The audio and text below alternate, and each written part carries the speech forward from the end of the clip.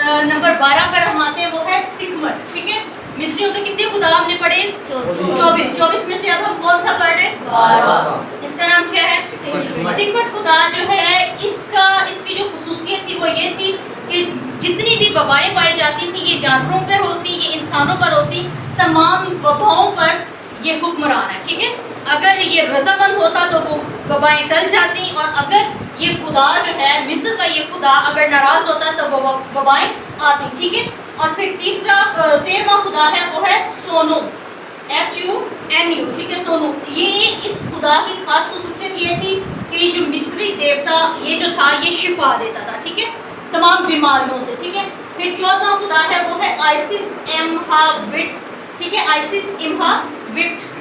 یہ جو خدا ہے یہ ہے دیوی، یہ خدا نہیں ہے، یہ دیوی ہے، فیمیل ہے، گوڈیس آف دی ہیلنگ، یعنی یہ بھی شفا دیتی ہے. اب سونو اور یہ جو دو خدا ہیں، ایک میل ہے ایک فیمیل ہے، اور یہ ان دونوں کا کام ہے ہیلنگ کا. ٹھیک ہے، اور خداوند نے عبرانیوں کے واحد خدا نے چھٹی وبا بھیجی مصریوں پر. وہ کیا تھی؟ گھوڑے اور پھپھولے. گھوڑے اور پھپھولے. اور لکھا ہے کہ یہ مصری جادوگر تھے جو تھے، اور تمام مصری جو لوگ تھے اس وبا کے سبب سے اپنے آپ کو بچا نہ سکے. مصری جو جادوگر تھے فرعون کے سامنے سے اس وبا کے وجہ سے وہ چلے گئے. ریفرنس نوٹ کر لیں، 9واں باب، خروج کا 9واں باب، اور اس کی 8 سے 12 آیت میں آپ کو ملے گا.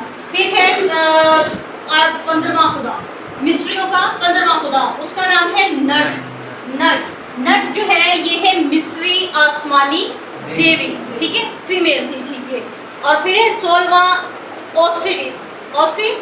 ٹھیک ہے، God of the crops and fertility, فصلوں کی زرخیزی اور فصلوں کی بڑھوتری کی یہ دیوی تھی، خدا تھا، ان کا دیوتا تھا. ٹھیک ہے، اب عبرانیوں کے واحد خدا نے ایک وبا بھیجی اولے، اور 2 خداؤں کو اس نے شکست دی. جب اس نے یہ وبا بھیجی تو فصلیں تباہ و برباد ہو گئی، فصلیں نہ بچی. مصر کی تاریخ میں ایسے کبھی اولے نہ پڑے. یہ ریفرنس ہے خروج 9واں باب 13 سے 35 آیت. مصریوں کا 17واں خدا سرپیا. ٹھیک ہے، اس کا کام تھا ٹڈیوں سے حفاظت کرنا.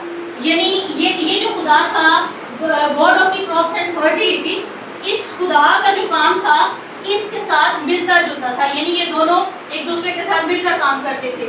یعنی یہ جو خدا تھا یہ فصلوں کی حفاظت کرتا تھا، زرخیزی کرتا تھا، اور یہ جو خدا تھا صرف یہ ان ٹڈیوں سے حفاظت کرتا تھا تاکہ فصلیں جو ہیں وہ خراب نہ ہو سکے، زرخیزی بڑھ سکے. یعنی یہ 2 خدا مل کر ایک کام کر رہے تھے. ٹھیک ہے، اور عبرانیوں کے واحد خدا نے واحد وبا بھیجی، وہ تھی ٹڈیاں، اور ان ٹڈیوں نے ان 3 خداؤں کو شکست دی.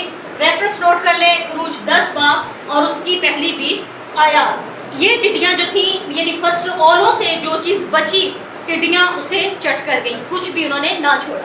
اب آگے بڑھتے ہیں. مصریوں کا 18واں خدا، اس کا نام ہے ری. یہ ہے چیف سن آف گاڈ. ٹھیک ہے، سورج کا جو دیوتا ہے اس کا یہ چیف مانا جاتا تھا، سورج کو. ٹھیک ہے، پھر ہے 19واں خدا مصریوں کا، وہ ہے آرس. ٹھیک ہے، یہ ہے اے گاڈ آف دی سن. یہ بھی اس سے چھوٹا تھا لیکن یہ بھی سورج کا خدا سمجھا جاتا تھا. 20واں خدا ہے آمون ہتھور ہے ایک اسکائی گوڈیس ود کاؤ ہیڈ.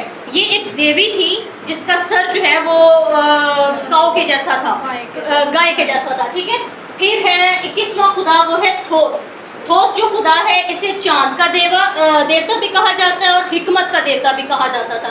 اب یہ جو 4 خدا تھے مصریوں کے، ری، آرس، آمون ہتھور اور یہ جو تھوت تھا، ان سب کو کہا جاتا تھا گاڈز آف دی لائٹس، روشنیوں کے خدا. ٹھیک ہے، 4 خدا مل کر روشنیوں کے خدا کہلاتے تھے. اور عبرانیوں کے واحد خدا نے ایک ہی وبا بھیجی، وہ کیا تھی؟ ٹھیک ہے، جب ہم پیدائش میں دیکھتے ہیں، کریشن کے وقت دیکھتے ہیں، خدا نے تاریکی کو پہلے جدا کیا. ٹھیک ہے، اور وہی تاریکی خدا نے جو سیپریٹ کی تھی وہ خدا نے یہاں پر بھیجی. اور اس تاریکی نے جو ہے مصریوں کے 4 خداؤں کو ایک ہی بار میں شکست دے دی. کس طرح سے پورے مصر میں 3 دن تک تاریکی چھائی رہی لیکن جشن کے علاقہ میں روشنی رہی. وجہ کیا تھی؟ جشن کے علاقہ میں، کیونکہ جشن کے علاقہ میں عبرانی لوگ رہتے تھے جن کو بچانے کے لیے خدا ان خداؤں کو شکست دے رہا تھا. ٹھیک ہے، اس کا ریفرنس نوٹ کر لیں، 10واں باب خروج کا 21 سے 29 آیت. اب ہم 23ویں جو خدا ہے اس کی طرف چلتے ہیں اور دیکھتے ہیں کہ اگلے 3 خدا وہ کس طرح سے 10ویں جو آفت خدا نے بھیجی کس طرح سے خدا انہیں شکست دیتے ہیں.